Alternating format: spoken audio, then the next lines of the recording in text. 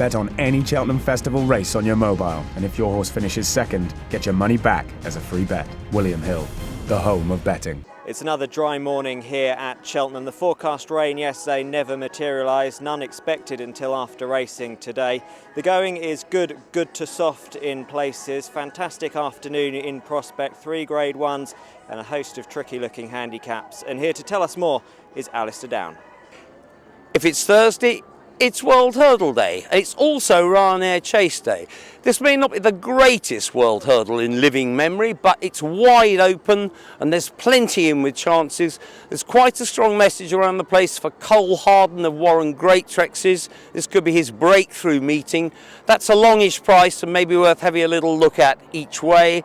Fascinating Ryanair Chase, and it's produced some magnificent finishes in recent years, this race. Lots of buzzes for Muffy Earl from Nicky Henderson's. Got to turn it round with Ball of Success. No reason on the book why that should happen, but they say she's thriving at home. And in the Potemps final, race of plots and mysteries, there's a quiet whisper for Run Ructions Run from Tim Easterby's. Paul Carberry booked, very interesting booking. And Tim had 2 runners at the meeting last year, 4th in this race and a winner elsewhere. A little bit sneaky each way, 16 to 1, Run Ructions Run, why ever not?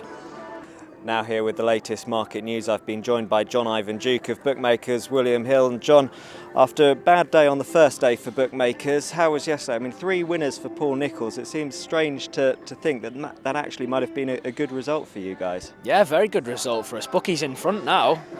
Yeah, I think it's probably, if it was a football match, we're probably 2-1 ahead, something like that. You know, we just scored. The final race was a bit of a kicker in the teeth. With Moon Race going in the bumper, very, very strong support for that one in the last. Don Polly wasn't a good result. The rest of the racing was pretty solid for the bookies. And yesterday we said Paul Nicholls, 3 winners on the card. Today he's got the first 2 in the betting for the World Hurdle. At this stage, which one's going to go off favourite? It looks like Safadura. Certainly more popular than Zarkanda. Just edging favouritism now, Safadura, and yeah, that money continues to come in. Anything else getting backed against them in the race?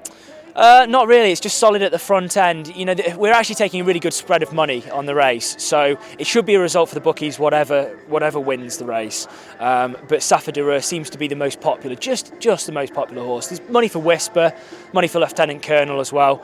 But it's good business in the race. And what about the other Grade 1 feature, the Ryanair Chase? Anything coming in for support in that? Do you know what's interesting about the Ryanair is that you know, we've taken some solid money for a couple of the horses in the race. You know, the likes of Fox Rock has been well back since it was supplemented anti-post.